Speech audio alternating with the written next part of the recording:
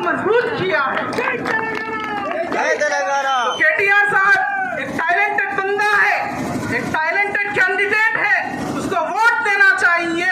जो आदमी तेलंगाना के लिए मरा था, जो आदमी तेलंगाना के लिए बहुत सारी कुर्बानियां दी थी, ऐसे शख्स को वोट देना चाहिए, मेजॉरिटी के साथ लाना चाहिए। आपकी जिम्मेदारी है, आपकी जिम्मेदारी है कि आप अपने वोट को इज्जत दें। Respect your vote. वोट को इज्जत कैसे देंगे? वोट को इज्जत देंगे जो डिजर्विंग कैंडिडेट है, जो कैपेबल कैंडिडेट है, ऐसे कैंडिडेट को मेजॉरिटी के साथ दें। हम बिकने वाले नहीं है, हम पैसों के लिए अपना वोट नहीं बेचेंगे। जो बंदा डेवलपमेंट को लाएगा, हम ऐसे आदमी को वोट देंगे। पावर आवाम के हाथ में होता है, पावर पब्लिक के हाथ में होता है। यही पब्लिक होती है जो एम्पावर करती है, पावर के अंदर लाती है।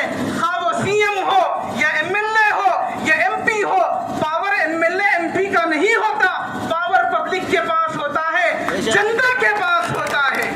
यही वो जनता है। ये जनता चाहेगी तो एमएलए भी बना सकती है, ये जनता चाहेगी तो ये एमपी भी बना सकती है। पावर आपके हाथ में है, आपको सिलेक्शन का पूरा इख्तियार है। वोट आपका है, आपका अपना राइट है। जो डिजर्विंग कैंडिडेट है उसको आप जरूर वोट दें।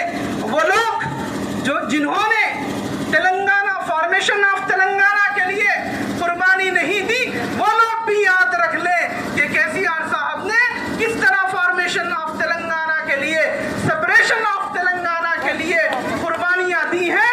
ऐसे लोगों की कुर्बानियों का हम ख्याल करते हैं। जो आदमी तेलंगाना बनाया है वो तेलंगाना को डेवलप करना जानता है।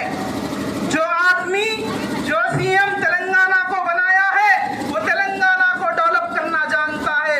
वो लोग जो चलती हुई रेल के ऊपर सवार नहीं है, ऐसे लोगों को वोट न दें।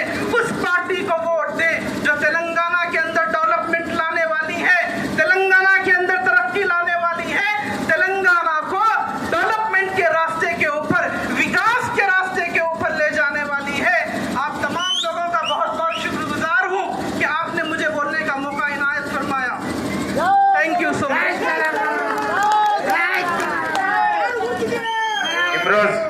ఇమ్రోజ్ మోసం వారికి ధన్యవాదాలు. చాలా చక్కని సందేశాన్ని ఇవ్వడం జరిగింది.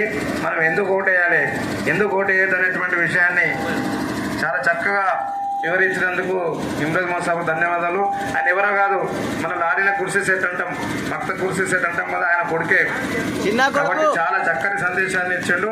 పెద్ద పెద్ద మీటింగ్లో కూడా మాట్లాడే సత్తా ఉన్నది. వాళ్ళందరూ కూడా ఒకసారి చప్పట్లతో ఇమ్రోజ్ మోసాబు గారికి మీరు అందరూ అభినందించాలని అందరికీ మనం చేస్తా ఉన్నాం. ఎందుకంటే ఎంతో అనుభవం ఉంటే కదా అంత ఉపన్యాసం ఇవ్వలేము. ఒక సబ్జెక్టు తెలంగాణ గురించి, కేసీఆర్ గురించి అంత చక్కగా మాట్లాడాడంటే బాగా స్టడీ చేసిండు. మరి మన గ్రామస్తులే ఉన్నందుకు ఇంత చక్కని సందేశం ఇచ్చినందుకు మరొకసారి మా పట్లూరు గ్రామ ప్రజల తరఫున, మా అందరి తరఫున ఇమ్రోజ్ మోసాబు గారికి ధన్యవాదాలు తెలియజేస్తూ, మరి ఆయన చెప్పినట్లు అందరం కూడా ఈ 2-3 రోజులు కష్టపడి కారు గుర్తుకు ఓటేసినట్లయితే ఇంకా ఈ తెలంగాణ చాలా అద్భుతంగా అభివృద్ధి చెందుతుంది. మనం అందరం చూసినాం. ఈ తెలంగాణ రాకముందు తెలంగాణ ఆగమవుతుంది అనుకున్నారు, తెలంగాణ వస్తే పరిపాలన చేసుకోవాలి అనుకున్నారు, ఏదేదో చెప్పారు. కానీ ఈరోజు దేశంలోనే అత్యంత ఎక్కువ అభివృద్ధి చెందినటువంటి రాష్ట్రంగా ఈరోజు తెలంగాణ రాష్ట్రం కీర్తించబడుతుంది. కాబట్టి దయచేసి కాంగ్రెస్ పార్టీ ఉన్నటువంటి నాయకులు కానీ, కాంగ్రెస్ పార్టీ కార్యకర్తలు మీరు కూడా ఆలోచన చేయాలి. ఎందుకంటే మన కేసీఆర్ గారు పార్టీలకు రహితంగా ఒక్క టీఆర్ఎస్ పార్టీలకి సంక్షేమ కార్యక్రమం ఇవ్వలేదు, పార్టీలకు రహితంగా అందరికి కూడా ఇచ్చింది. కాబట్టి మీరు అందరూ దయచేసి ఆలోచన చేసి మరి ఓటు వేయాలని మీ అందరితో మనవి చేస్తూ, మరి అసద్ గారు సీనియర్ నాయకులు ఎంఐఎం అసద్ గారు మాట్లాడుతున్నా మనం చేస్తాను.